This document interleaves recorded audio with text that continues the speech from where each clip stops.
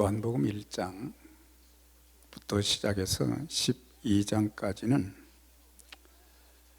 예수님께서 많은 군중들을 대상으로 해서 공적으로 말씀을 가르치시고 또 사역하신 내용을 기록해 주었고, 13장부터 21장까지는 유월절 기간 한 주간에 있었던 일들로 최후의 만찬과 가룟유다의 배반, 성령님이 오실 것과 하실 사역에 대해서, 또한 제자들이 서로 다투고 미워하지 않고 하나 되게 해달라고 기도하시는 예수님의 간절한 기도, 또 베드로가 예수님을 부인하게 될 것, 또한 예수님의 잡히심과 불법 재판, 십자가에 못 박혀 죽으심과 부활에 대한 내용이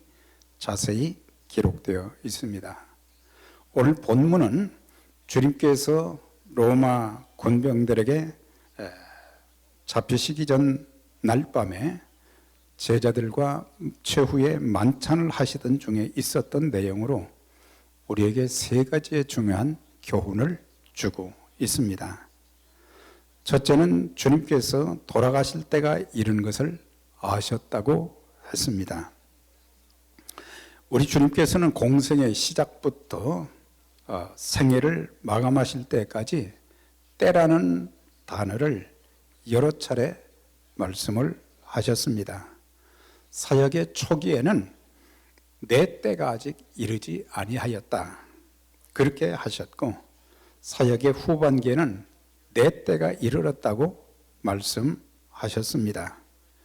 오늘 1절과 3절에 있는 말씀도 보면 유월절 전에 자기가 세상을 떠나 아버지께로 돌아갈 때가 이른 것을 아시고, 3절도 마찬가지로 아버지께로, 하나님께로 돌아가실 것을 아셨다고 하셨습니다.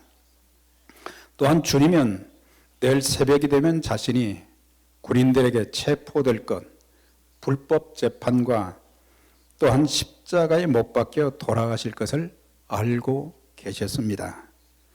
주님은 공생의 사역을 감당하실 때 계속해서 자신의 뜻보다는 하나님의 뜻을 따라 사역을 감당해 나가셨고, 또한 구약의 선지자들을 통해서 예언했던 내용에 따라 때에 맞게 사역을 이루어 가신 것을 보게 됩니다. 예수님의 탄생과 고난받으심, 죽으심은 구약 예언의 완전한 성취였다는 것을 알려주고 있습니다. 또한 복음서에 보면은 제자들은 주님께서 말씀하셨던 중요한 내용을 3번씩이나 들었습니다.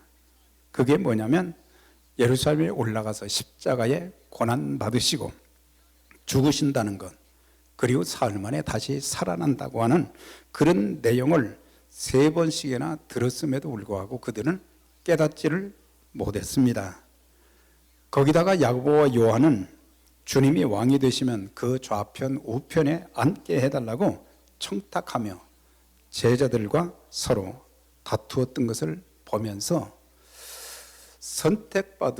선택을 받고 주님과 함께 숙식을 같이 하고, 또 귀한 말씀을 그렇게 많이 들었음에도 불구하고 제자들은 주님의 마음을 전혀 헤아리지를 못했습니다. 주님께서 이렇게 한 번도 아니고 2번, 3번 계속해서 말씀해 주신 그 의미를 깨닫지 못했던 것을 보게 됩니다. 이렇게 오른편, 왼편에 앉게 해달라고 하는 야고보와 요한을 향해서 주님께서 이런 말씀을 하셨습니다. 너희가 지금 내게 구하는 것을 알지 못하는도다.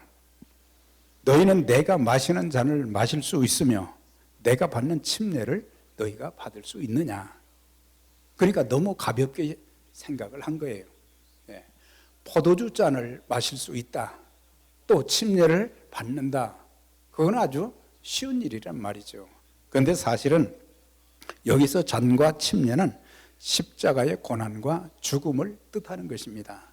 예수님이 고난받으시고 죽으시게 되는데 너희도 나와 같이 고난받고 죽을 수 있겠느냐? 그랬을 때 이 사람들은 아무 생각 없이 우리가 잔을 마실 수 있습니다. 또한 침례를 받을 수 있습니다.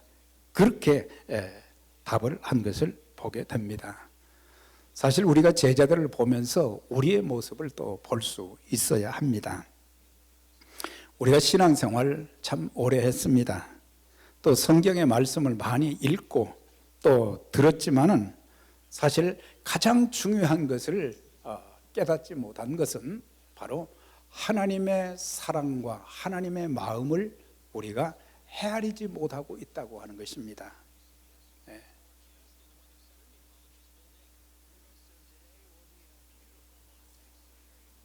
조그만 것 하나 참지 못하고 서로 비교하면서 세상적인 욕망으로 가득 차 있는 제자들의 모습을 보면서 우리 모습이 또 그런 모습이다라는 것을 알 수 있게 되는 것입니다.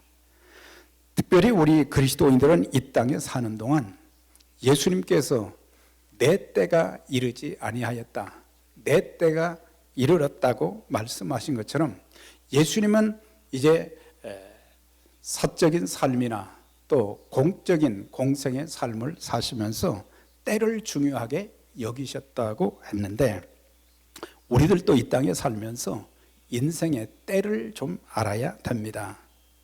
우리가 젊을 때는 준비하는 시기입니다.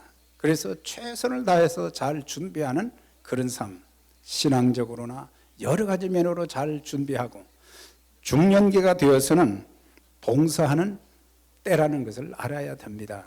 그래서 그때는 어떤 일이 내게 주어졌든지 이렇게 섬기는 그런 그 시기로 쓰임을 받아야 되고, 노년기는 마무리를 잘할 때입니다. 노년기에 마무리를 잘해야 지금까지 쌓아놓았던 모든 것들이 하루아침에 무너지지 않도록, 그래서 때를 알고 사는 자는 죽음의 그날에 그리고 주님 앞에 서는 날 후회스럽지 않게 됩니다. 많은 사람들이 나중에서야 깨닫고 왜 내가 그때 그렇게 신앙생활하고 그렇게 살았던가, 이런 후회가 저와 여러분들에게 없어야 될 것입니다. 또한 우리는 시대의 때도 알아야 됩니다. 로마서 13장 11절에 보면 너희가 이 시기를 알거니와 자다가 깰 때가 되었으니 이는 이제 우리의 구원이 처음 믿을 때보다 더 가까워졌다. 그러니까 주님 앞에 서는 날이 점점 가까워 오고 있다고 하는 거죠. 그래서 우리는 내 인생의 마지막이 점점 가까이 다가온다고 하는 사실을 깨닫고 정신을 차려야 되고, 또한 주님이 또 이 땅에 영광 중에 재림하시는 그런 날이 점점 다가오기 때문에 영적으로 깨어 있어야 된다는 것을 가르쳐 주고 있어요. 성도는 지금 이 시대가 어디쯤 와 있는 것을 알아야 하는 것입니다. 하나님의 심판으로 인한 지구의 종말, 그리스도의 재림이 점점 가까워 오고 있음을 준비해야 되는 것입니다. 마지막 때가 되면 마귀는 극성을 부리게 됩니다.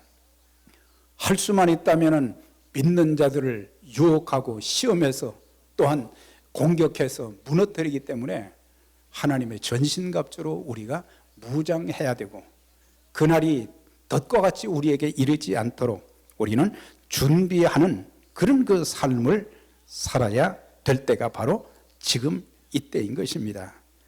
우리가 때를 알게 되면 세월을 낭비하지 않고 아끼게 되는 것입니다. 에베소 5장의 말씀처럼 세월을 아끼라, 때가 악하니라, 그렇게 말씀해 주고 있어요.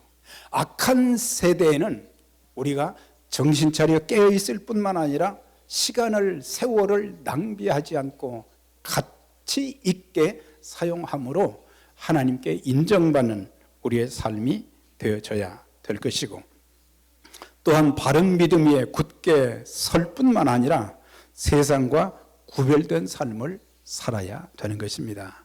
로마서 12장 2절에도 너희는 이 세대를 본받지 말고 오직 마음을 새롭게 함으로 변화를 받아 하나님의 기뻐하시고 온전하신 뜻이 무엇인지 분별하도록 하라. 그런 말씀을 해 주셨습니다. 그래서 우리가 구별된 삶을, 변화를 통해서 구별된 삶을 살 뿐만 아니라 주님의 뜻을 이루어 드리는 그런 삶을 우리가 살아가야 될 것입니다. 우리가 살다 보면 여러 가지 어려운 일들이 참 많이 있습니다. 곤경에 처할 때, 여러 가지 많은 아픔이 있을 때, 앞이 캄캄할 때, 우리들이 참 힘들고 어려울 때 우리 마음이 흔들릴 때가 많아요. 신앙에 흔들림이 있을 수 있고 섬김에 흔들림이 있을 수 있고, 그래서 열심히 잘 하다가도 우리의 신앙이 또 이렇게 흔들릴 때가 많고, 또 하나님께서 우리에게 맡겨주신 일도 마찬가지로 우리의 마음이, 우리의 신앙이 흔들리게 되면 충성하지 못하게 되는 거예요. 이 충성이라는 단어는 작은 일에도 소홀히 하지 않고 최선을 다하는 것이 충성입니다. 또한 믿음으로 하는 것이 충성입니다. 주님만 바라보는 거예요. 그 다음에 끝까지 잘해야 그것이 참 충성이 되는 것입니다. 우리의 신앙도 섬김도 참 이런 자세로 충성해서 주님께서 우리 각 사람들에게 착하고 충성된 종아, 그렇게 칭찬하시는, 또 상급 주시는 귀한 역사가 있기를 주의 이름으로 축원합니다. 자, 그러면서 또 한 가지는 끝까지 사랑하신 주님을 볼 수 있어요. 1절과 2절에 보면 세상에 있는 자기 사람들을 사랑하시되 끝까지 사랑하시니라. 근데 그 다음 말씀 보면 마귀가 벌써 가룟 유다의 마음에 예수 팔려는 생각을 심어 넣어 주었다. 그러니까 사랑하시되 가룟 유다까지 품으신 것을 보게 돼요. 물론 그는 일찍 회개하지 못하고 예수님 배반했던 거, 예수님 은 30에 팔았던 것을 회개하고 돌이켰으면 좋았을 것인데, 내가 잘못했다는 것을 깨닫기는 했지만 회개하지 못했어요. 내일이면 예수님께서 십자가를 지시고 고난받으시는 그런 순간들이 오게 되는데, 이 사람이 제자가 선생을, 예수님을 이렇게 파는 것 때문에 얼마나 마음이 아프시겠어요. 그런데도 주님은 끝까지 사랑하시되 가룟 유다뿐만 아니라 내 마음에 들지 않아도 모든 사람들이 하나님의 사랑의 대상인 걸 아신 거예요. 하나님이 세상을 이처럼 사랑하사 독생자를 주셨으니, 여기서 세상은 사람들을 말하는 거예요. 세상에 있는 모든 사람들, 내 마음에 들지 않는 사람들도 모두가 사랑의 대상인데, 여기서 주님은 자기 사람들을 사랑하시되 끝까지 사랑하셨다. 제자들은 보면은 주님의 이 마음을 너무 헤아리지 못했어요. 선택받았죠. 숙식을 함께 했죠. 말씀의 가르침을 받았죠. 또한 본을 보여주시고 주님의 뒤를 이어서 주님께서 하셨던 사역을 계승토록 그렇게 훈련하셨음에도 제자들의 행위는 참 실망이었지만, 주님께서는 내가 너희한테 실망했다, 그런 말씀 하지 아니하시고 사랑하시되 끝까지 사랑하셨다. 이 사순절 기간에 우리가 참 배워야 될 교훈이 뭐겠습니까? 이 시대의 때를 알 뿐만 아니라 끝까지 사랑해 주시는 주님, 그 사랑의 교훈을 본받아서 우리가 위로는 하나님 사랑하고 또한 아래로는 성도들, 또 모든 사람들을 사랑하는 그런 사랑의 마음이 우리 안에 꽉 차 있는 그런 사순절이 되기를 원하고 계신 것입니다. 이제 주님께서는 억울하게 체포되시고 재판받으시고 고난받으시고 죽으시게 될 것인데, 제자들의 모습은 뭐예요? 그렇게 훈련받았어도 서로 미워하고 서로 비교하고 서로 다투고 높은 자리를 구하는 철없는 제자들의 모습을 보게 됩니다. 네. 주님께서 지실 십자가의 고난과 죽음에도 그들은 동참하겠다고 그렇게 굳게 약속을 했어요. 베드로나 제자들이 똑같이 이구동성으로 다 주를 버릴지라도 나는 결단코 주를 버리지 않겠다. 이건 베드로의 그 자신만만한 나는 절대 주님 안 버립니다. 모든 제자도 그와 같이 말했다 그랬습니다. 그럼에도 불구하고 결국에 그들은 예수님을 저주하고 부인했고 주님이 십자가를 지시고 골고다 산상을 가시는 동안도 또한 골고다 산상에서 십자가 못 박혀 참 고통당하시는 그 순간에도 그 자리에는 예수님의 제자들의 모습을 찾아볼 수가 없었습니다. 사람들이 의미 없이 한 말이지만 우리 하나님 주님은 다 기억하고 계십니다. 그래서 무슨 말이든지 우리는 말을 참 아껴야 됩니다. 많이 생각한 후에 말하고 또한 믿음이 없는 말을 하면 안 됩니다. 믿음이 없다는 말은 하나님 안에서 그리스도 안에서는 모든 것이 가능한데 우리는 살면서 믿음 없이 말할 때가 참 많아요. 무례하게 말하지 말고 친절하게 말하고 아무 약속이나 다 하지 말고 약속한 것은 반드시 지킬 것을 생각하고 말하라고 하는 것입니다. 그래서 주님은 이렇게 가룟 유다까지 품으시면서 세상에 있는 사람들을 사랑하시되 끝까지 십자가 위에서까지 사랑하신 것을 볼 수가 있습니다. 그리고 제자들의 발을 씻겨 주시고 난 이후에 이렇게 말씀하셨어요. 새 계명을 너희에게 주노니 서로 사랑하라. 너희가 서로 사랑한 것 너희가 서로 사랑하라. 내가 너희를 사랑하지 너희도 서로 사랑하라. 너희가 서로 사랑하면 이로써 모든 사람이 너희가 내 제자인 줄 알게 될 것이라 그랬어요. 그러니까 우리가 주님의 참 제자라고 하는 것은 주님의 사랑을 본받아서 서로 사랑하는 것이라. 우리의 가족들뿐만 아니라 또 함께 신앙생활하는 참 믿음의 한 분 한 분 가족들이 얼마나 귀한 존재들입니까? 정말 귀한 존재들. 또 세상에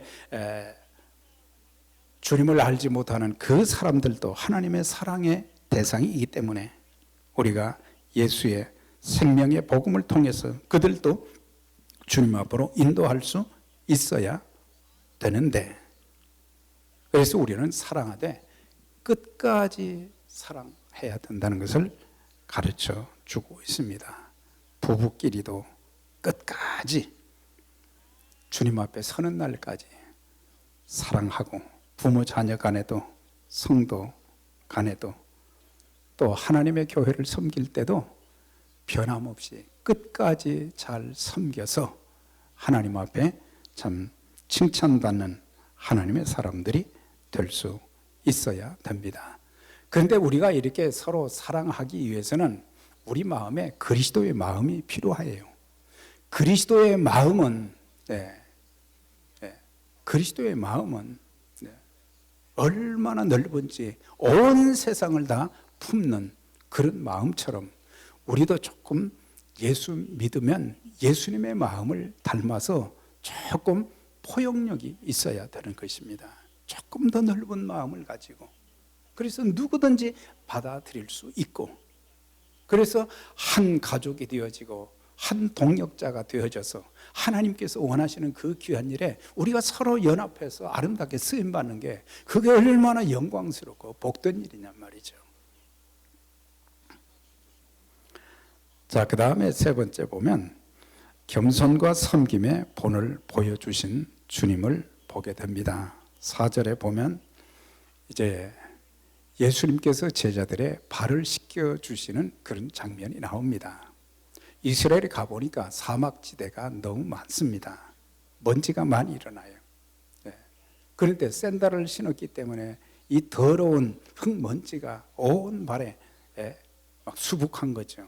그러니까 집에 들어가면 항상 물동이를 준비해 놓고 손과 발을 깨끗이 씻고 집 안으로 들어가서 식사를 하고 그러는데 대부분 이제 종이 주인의 발을 씻겨주는 그런 습관이 있었어요. 그러니까 그 습관대로 하면은 예수님의 제자들이 예수님의 발을 먼저 씻어 주어야 이것이 옳단 말이죠. 내가 주와 선생이 되어 너희 발을 씻겼다. 그렇게 말씀하신 것은 그러니까 스승이 제자들의 발을 씻어주고 이거는 뭔가 잘못된 거죠.